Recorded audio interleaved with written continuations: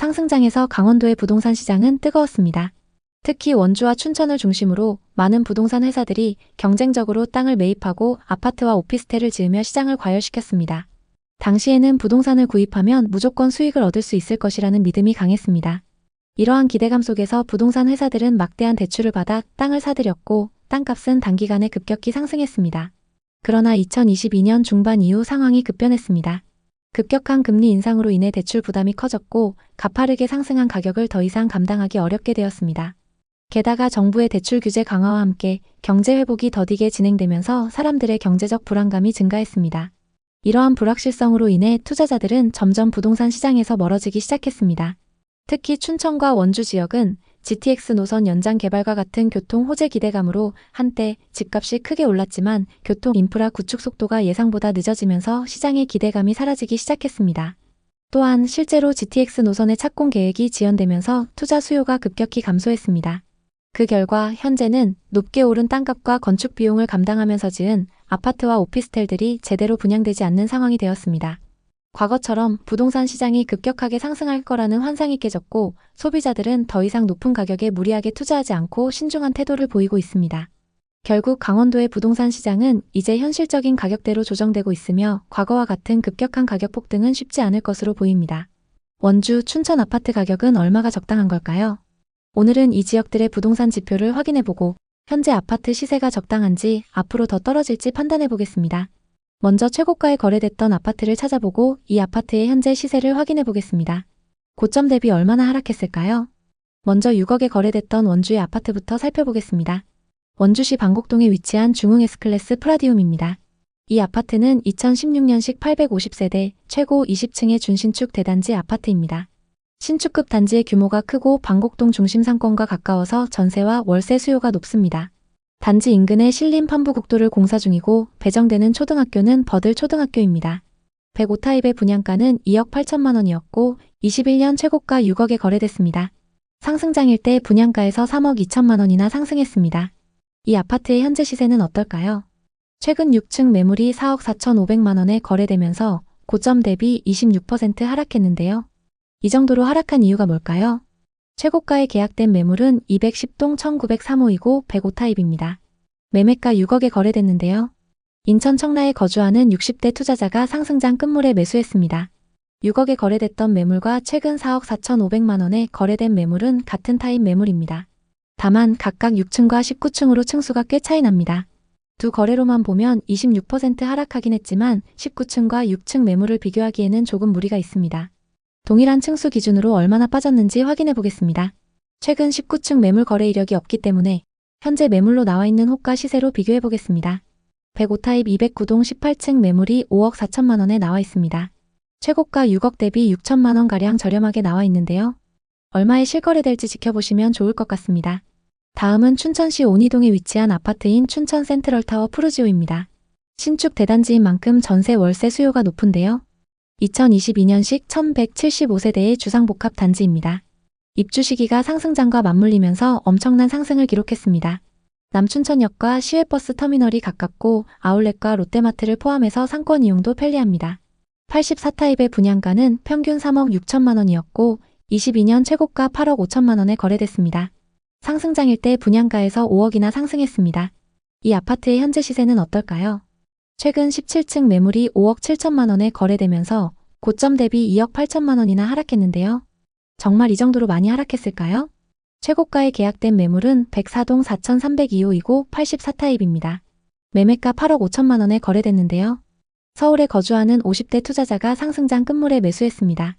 이 아파트 84타입은 타입별로 금액 차이가 거의 안 나기 때문에 층수별 시세를 확인해 보겠습니다. 현재 호가 시세를 살펴보면 106동 고층 매물이 6억 3천만 원, 102동 40층 매물은 6억 8천만 원에 나와 있습니다. 고층 매물 기준 고점 대비 2억 정도 하락해 있는 상황입니다. 이 다음으로 여러분이 확인하셔야 되는 건 이 지역의 분양 아파트 시세입니다. 분양 아파트의 경우 시세 반영이 빠르기 때문에 지역의 분위기를 파악하기 위해서는 반드시 확인하셔야 합니다. 그럼 이제 원주와 춘천의 분양 아파트 분위기를 살펴보겠습니다. 춘천과 원주에는 현재 거래 가능한 분양권 매물들이 꽤 많이 쌓여 있는데요. 현재 분양권 시세는 어떨까요? 청약 당시 최고 경쟁률 13대 1을 넘었던 원주의 분양 아파트를 보겠습니다. 힐스테이트 원주 레스티지입니다. 84타입 평균 분양가 4억 6천만 원대로 분양을 했는데요. 현재 분양권 시세는 어떨까요? 중앙고속도로 인근에 위치한 단지로 975세대이고 곧 입주를 앞두고 있습니다. 인근에 24년 입주한 아파트도 있고 25년 입주하는 단지들도 있어서일까요? 대부분 매물에 마이너스 프리미엄이 붙어 있습니다. 현재 84타입 매물 중에는 분양가에서 4천만 원까지 하락한 마피 매물이 있습니다. 112동 중층 매물이 분양가 4억 4,520만 원에서 4천만 원이 떨어져서 나와 있습니다. 분양가에서 마이너스 프리미엄이 붙었기 때문일까요? 최근 분양권 거래량이 조금씩 늘어나고 있습니다. 앞으로 시세 변화를 지켜보시면 좋을 것 같습니다. 다음은 춘천입니다. 청약 당시 최고 경쟁률 21대 1을 넘으면서 엄청난 경쟁을 보인 단지인데요. 춘천 금호 어울림 더 퍼스트로 26년 하반기 입주 예정입니다. 현재 84타입 기준 마피 500만 원에서 2천만 원까지 나와 있습니다. 101동 6층 매물은 분양가 5억 600만 원에서 마피 1천만 원이 붙어서 나와 있습니다. 미분양 현황은 어떤지 살펴보겠습니다. 원주에는 24년 하반기 미분양 매물이 쌓였다가 점차 소진되고 있습니다. 현재는 1300세대의 미분양 매물이 누적되어 있습니다. 춘천에는 20년 이후 쭉 미분양 매물이 없었는데요. 최근 일부 증가하긴 했지만 적정 수준 이하입니다. 이렇게 누적된 미분양 매물이 적다는 건 지역 전체에 좋은 소식입니다. 그럼 공급은 어떨까요? 원주에는 2023년과 2024년 적정 수준의 신축 아파트가 공급됐습니다. 다만 25년 수요보다 3배 많은 아파트가 공급될 예정인데요. 현재 누적되어 있는 미분양 매물이 소진되려면 시간이 조금 걸릴 것 같습니다. 춘천에는 지금까지와 마찬가지로 적정 수준의 아파트가 공급될 예정입니다. 다만 27년과 28년의 공급이 많이 부족한데요. 그만큼 신축 아파트가 귀해지면서 빠른 시일 내에 가격이 상승할 가능성이 있습니다. 전세와 매매 가격 지수는 두 도시 모두 전세 지수가 눈에 띄는데요. 원주의 경우 매매 지수는 좀처럼 반등의 기미가 안 보이지만 전세 지수 상승폭이 커지고 있습니다. 춘천은 전세 가격 상승세와 매매 가격 상승세가 비슷한 상황인데요. 역 주변 신축 아파트들의 가격 회복이 그대로 보여지고 있습니다. 현재 지역 전반적인 분위기는 좋지 않지만 원주와 춘천 중에서도 역세권이나 도심 중심부의 아파트들은 전세 가격이 상승하면서 매매 가격도 저점을 다지고 있습니다.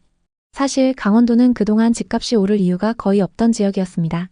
새로운 일자리를 창출하는 기업들이 등장한 것도 아니었고 많은 사람들은 강원도를 관광지로만 인식하고 있었습니다. 수도권이나 서울 그리고 타 지역 사람들에게 강원도는 여행지라는 인식이 강했습니다. 그런데 교통개발 호재와 초고층 아파트 개발들로 원주와 춘천의 집값은 조금씩 들썩이기 시작했습니다. 특히 강원도 중에서도 원주나 춘천은 매매와 전세 가격의 차이인 갭이 저렴해서 사실상 자기 돈을 한 푼도 들이지 않고 집을 살 수 있는 기회가 생기기도 했습니다. 또 요즘 춘천이나 원주는 서울과의 시간적 거리가 가까워지면서 아파트 값이 어느 정도 회복한 모습을 보이고 있는데요. 다만 단기적으로 급격한 상승을 기대하기는 어렵습니다. 공급 과잉으로 인한 미분양이 증가할 것이고 투자 수요 위축으로 인한 매수세도 부족합니다. 또 전세 시세도 받쳐주지 않기 때문에 갭 투자 수요도 늘어나기 어려운 상황입니다.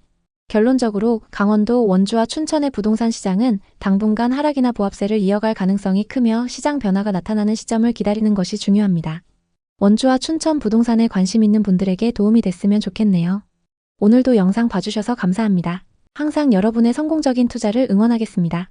오늘 영상이 도움되셨다면 구독, 좋아요 부탁드립니다. 감사합니다.